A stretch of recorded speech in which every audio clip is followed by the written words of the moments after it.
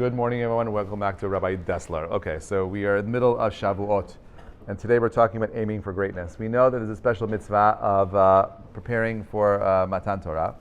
The Torah was given over 3,300 years ago to Am Yisrael, and our job is to do whatever we can to figure out how we can put in our efforts to be more prepared, more able, more ready to receive. So Rav Dessler gave this particular drasha in 1953 in Bnei Brak, in Panovich Yeshiva, before Shavuot. He says like this. He says, each Shavuot, as we have mentioned, we spiritually arrive at the same point of sanctity experienced by our forefathers in Mount Sinai. Remember that in Judaism we believe that the calendar is cyclical, it's like a helix, and we're constantly coming back to these moments in time, constantly going through and through and through time. As we move along, we keep hitting the same exact spiritual point, and therefore each year in Shavuot, we have the power of tapping into Matan Torah. Okay, so, but this thought poses a problem. What possible connection can there be between us in our lowliness and the generation that first received the Torah, the Dor Deah? Surely their spiritual level was of a completely different kind. These people that left Mitzrayim, for sure, were on a much higher spiritual level than you and I. How could we be expected to prepare for Shavuot in the same way that they did? At the moment of acceptance, they attained the level of Adam before the sin, and the 60 myriad of angels presented each one of them with two crowns. One for we shall do, na'aseh, and the other for na'aseh v'nishma. Okay? That's Quran Shabbat. When they heard directly from God, I am, Anoch Hashem Elokecha, the Torah was lodged unforgettably in their minds. And when they heard, you shall have no other gods but me, the Yetzer Hara uprooted from their hearts, right? It was uprooted from their hearts. They had no more Yetzer Hara. So the rabbis tell us in Shir Shim Rabbah that it baffles us that the imagination, even to think that these supreme spiritual heights, how's it possible for our Shavuot could only convey us to the semblance of this lofty magic good? How do we get to a place where we get to a point where we know uncertainty, no Yetzer Hara, that there is a God and no obstruction in our heart? So let's go as follows. So we discussed in the previous article that the vast difference between the first and the second tablets. The most striking difference is that what? That lies in the fact that the material of the first tablet was from God. First tablet was made by the finger of God, Etzba Elokim Hi. This symbolized the heavenly level of Israel at the time. The second tablets were hewn by Moshe Rabbeinu from earthly material and symbolized the lower spiritual level brought about by the sin of the golden calf. The first tablets were broken by Moshe when he saw that they were no longer representing the true level of Israel. They degraded themselves spiritually. And after much prayer on the part of Moshe and repentance on the part of the people, God gave them, accepted their teshuvah, right? He made a new covenant with Yisrael, new brit, as a sign. He gave Moshe the new tablets, which correspond to their new, more lowly madrega. And what a vast difference there was between the two. Had Israel stood its test and found worthy to receive the Torah on the level of the first tablets, they would have been freed from the power of evil, freed even from death itself. That's the Gemara in Avodah Zarah. As it turned out, Israel now had to face a life of unremittent toil. Torah had to be acquired step by step, constant struggle against the Yetzer Hara. I like to think of the breaking of the tablet as having like a chip implanted in your brain, like a Neuralink, where you had direct access to God. You didn't need to have a chip in your brain. Your brain was already fine-tuned to be able to hear and receive God. That's what Nevuah was. Nevuah was access to the cloud, 24/7. Having the ability of pulling down information that was outside of the self. That's what we lost. We had the ability of transcending death. These are two very important things, by the way, that we're fighting today, interestingly. The two biggest issues in the tech world right now is trying to figure out how to get tech more integrated with human beings. This is with Apple Watch. This is the Vision Pro. This is the Neuralink, and so on and so forth. And in addition to this, a tremendous amount of money is being poured into biology and science. How do we solve death? We no longer see death. Death is not an illness, it's a reality, but now we're trying to push death back into the illness category. There's people who are trying to live to 200, 300.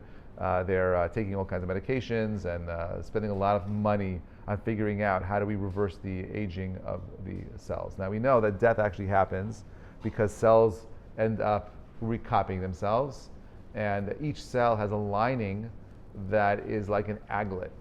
You know, anyone know what an aglet is? Well, of course you know what that is, Jack. Right. Oh, is that what it is? Okay, fine. Okay, fine. So anyway, the aglet is so now when a shoelace gets older, right? What happens to the aglet? It begins to fray. Look at you, fancy guy, right? It begins to fray. Hew a new one.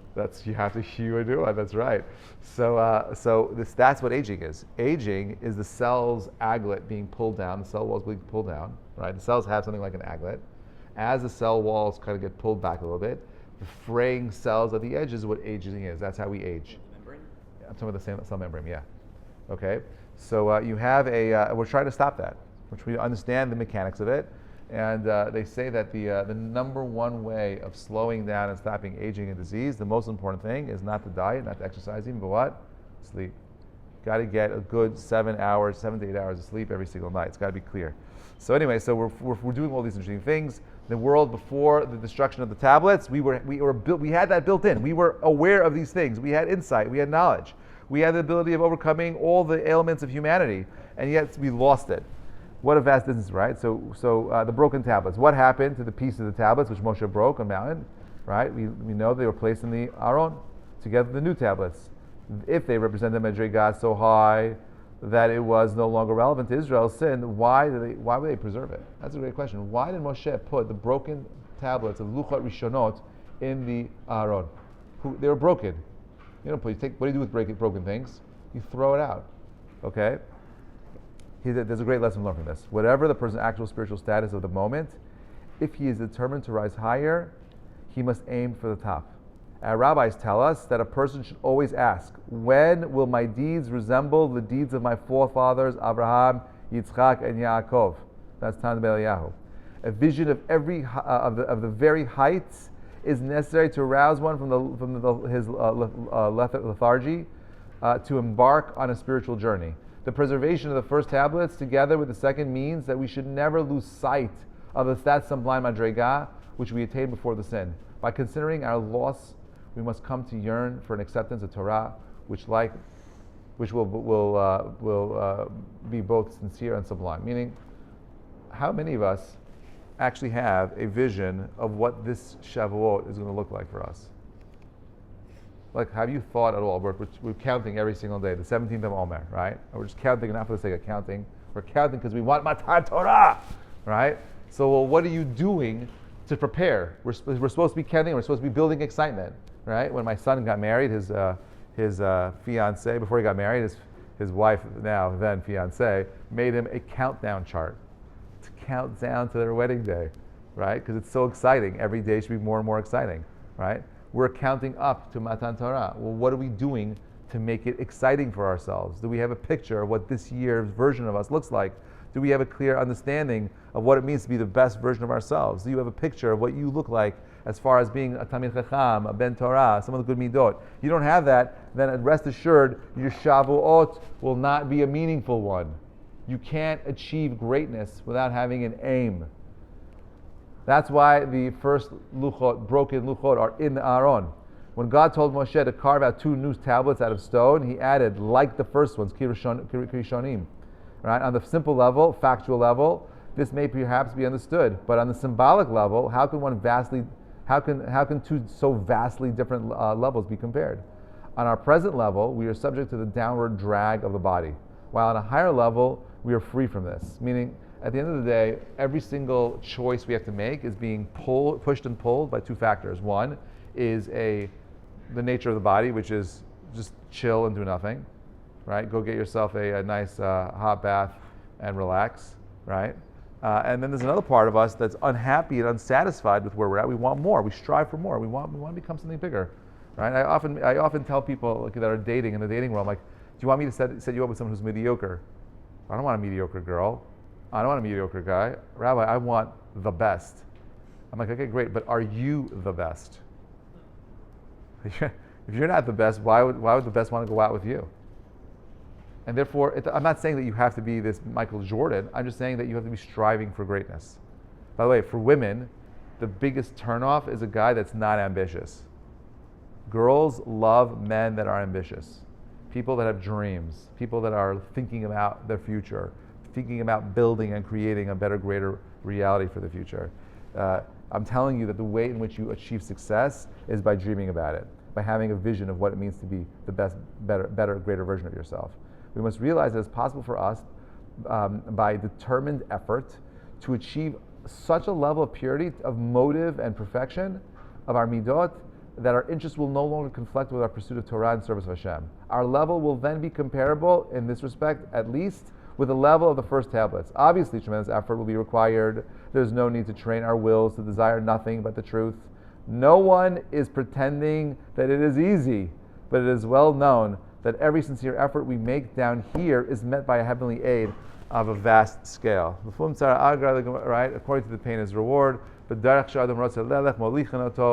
the path that you want to go, God will help you get there. The more you clarify the aim, the more you clarify the vision, the more I'm confident that this Shavuot will be a Shavuot of true fire, of unprecedented ability to grow. Forget about what you have not done up until now.